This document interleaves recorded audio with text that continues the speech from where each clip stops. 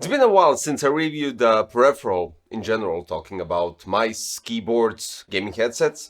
So today we're going to take a look at the HyperX Cloud III Wireless gaming headsets, and these are apparently more comfortable than the Cloud 2. They have better sound, they have better microphone and all the other stuff that they usually market. Not HyperX, but in general. So today we're going to check out everything, all of that, going to go through the details that you need to know when we're talking about specifications, and of course sound and microphone test. But also I'm really quite curious because I've been looking for a wireless headset for my FPS gaming, and I've been strictly using wired ones because I really wanted to have a proper location of the gunshots, of the enemies moving and all the other stuff. But as you know, I really hate wires, and that is one thing that really not stresses me out, but I really don't like it. And that's why I'm completely wireless when it comes to keyboard and mouse. Hopefully these ones will do the trick and change my mind when it comes to that sound for the direction, and hopefully the guys that I play with will hear me quite properly. So what's in the box? Okay, let's start with that. Of course, we have Cloud III Wireless gaming headset. We have a detachable microphone, which is quite large, I do have to say. After that, we have USB Type-C to USB Type-C connection cable. This is basically for charging, so you charge this 4.5 hours to get battery life up to 120 hours. Outstanding. And next up is the dongle. So the dongle is originally Type-C, but just for the sake you don't have enough Type-C connections and you rather use them for logical transferring data or charging something else, you can just slap the Type-C to Type-A converter and use it for wireless, or you could use it for charging your headset. It's all up to you. And finally, what I heard, the Cloud 3 wired version doesn't come with a bag, so the wireless version does. And that's all packed here inside this small box, but that's totally irrelevant for you. So specs, you do need to know these before you decide, and of course the quality of the microphone and the sound and everything else, but the specs are also important. So as I stated, we have 120 hours of battery life and the charging is 4.5 hours. We have comfort, and I'm going to do that right in front of you because this is the first time I'm going to place them on my head, and we'll get to that part later after I finish the specifications. But you have premium leatherette on the headband and on the ear cups. Plus you do have memory foam on both of those as well. So this kind of brings us to the more fitting part when you place them on your head. Then we have angled 53mm drivers that HyperX audio engineers tuned them to provide, let's say, a more optimized listening experience. Now they state that this is a crystal clear detachable microphone. The one thing that I can say right out of the box, and while noticing it, that it's a bit shorter than what I'm used to when we're talking about the length of the microphone and the arm of the microphone, basically. So it's going to be quite interesting to see how it sounds when it's positioned as a normal microphone, the normal standard length, and this one.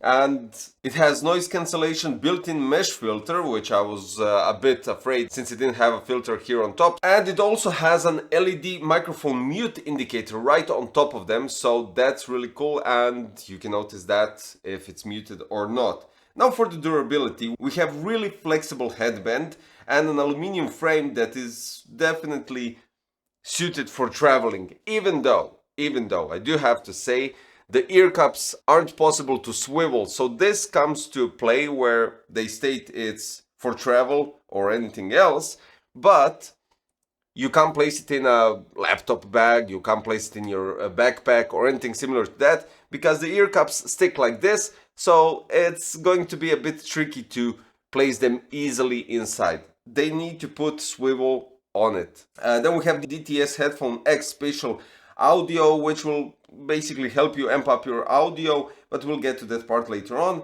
We have 2.4 gigahertz connection, which gives you an ability to roam around your room and maybe go even further with 20 meters of wireless range. Now let's go to the multi-platform compatibility. So it works with PC, PS5, PS4, Nintendo Switch with wireless dongle that you can connect with USB-A or USB-C. So it all depends what ports you have free or what the console or PC is using. And now for some technical specifications.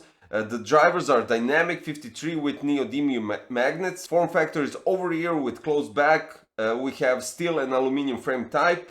Memory foam and premium leatherette on the ear cushions and basically on the headband. The microphone is electric condenser microphone with unidirectional and noise cancellation. So this is the first time I'm going to place them on my head because I don't like doing it beforehand shooting the video, since this way you'll be getting a more genuine approach and more genuine reaction from my side. So let's go.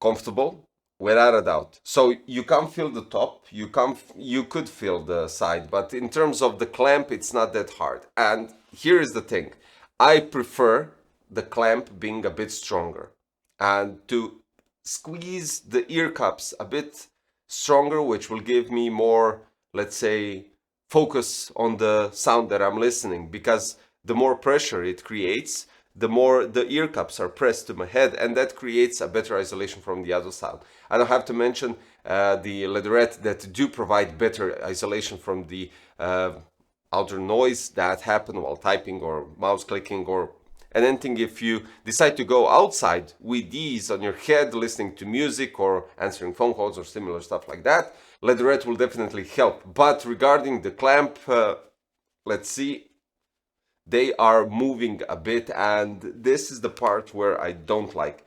The top part really does feel quite nice and comfortable, and I do have to say, I wish they had more clamp force, so they press on the side, giving us some more pressure and less outer noise interference. So let's check out the connections, right? We have a mute button for the microphone, we have power on and power off button, we have USB Type-C for charging, we have 3.5mm jack for your microphone. On the right ear cup we have the volume knob, which has a quite nice tactile feel, and I do have to say, when you're adjusting the volume, it has that nice soft movement, and it has an infinite scroll on both sides, so volume up, volume down. It doesn't have an actual lock when you go to the maximum volume or you go to the lowest point where you basically turn off the sound. Regardless of that, I really miss the stitching part on the headband. That was my favorite part of HyperX headsets, and they removed it. But regardless of that, it has a not similar design because we have the angled ear cups, but it kind of does resemble to the older version, and that's all there is to it. You can't open the ear cups to access the battery, so if it runs out, it runs out, that's it. You can't swap it or change it or whatever, but we're used to that.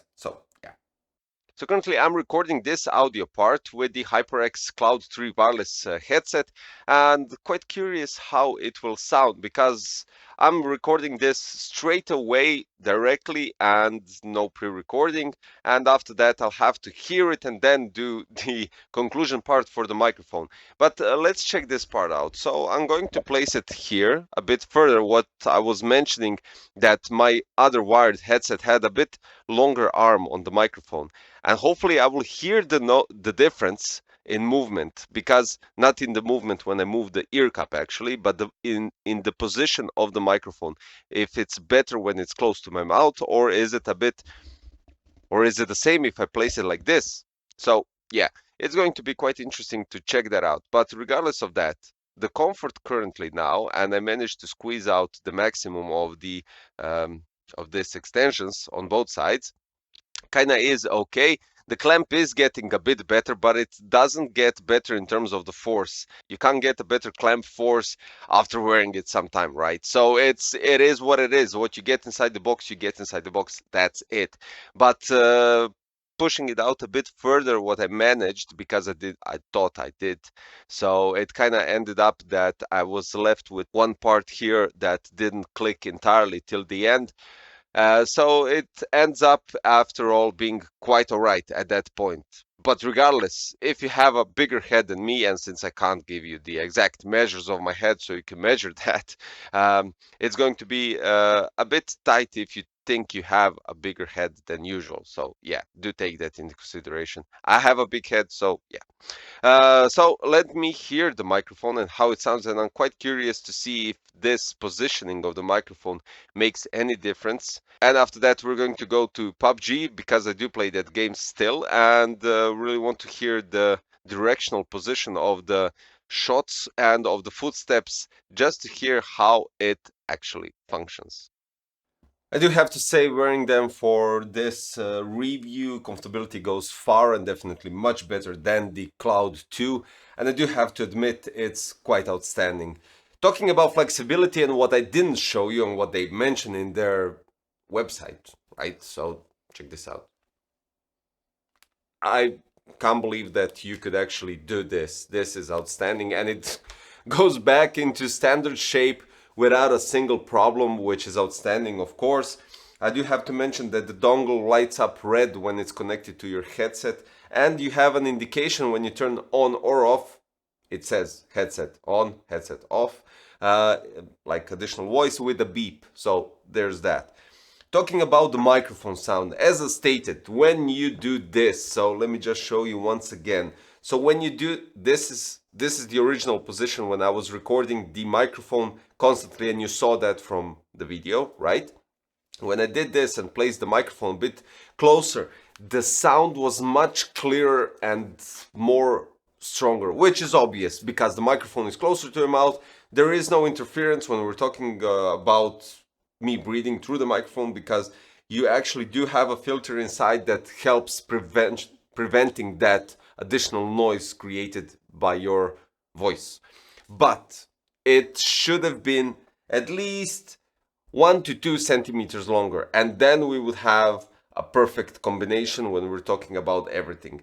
The sound is outstanding when we're talking about the bass and everything else. Highs and lows are there quite nicely arranged in terms of clear sound, and the voice is also great. So we don't have to go into that segment again. Regarding the shots and the footsteps in PUBG, as I stated, I really wanted to check that out, and it's definitely there. You can hear that. What I wanted to say, 170 euros, if I'm not mistaken, at the current price, with 120 hours of battery life. Great microphone, shame the arm isn't a bit longer.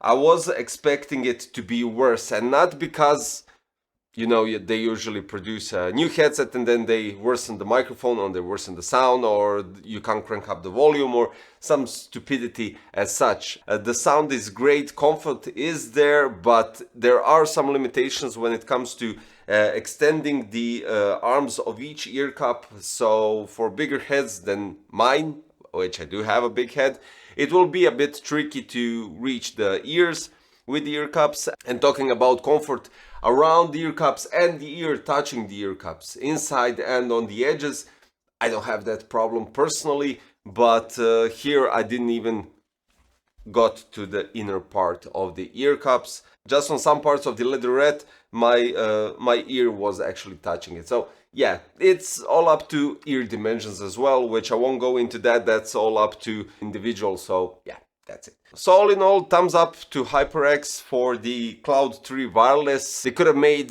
something more innovative after, I think it was 8 years from Cloud 2 to Cloud 3, which would bring more, let's say, enjoyment and some more, could I say, immersion of the sound through your ear cups and something like that.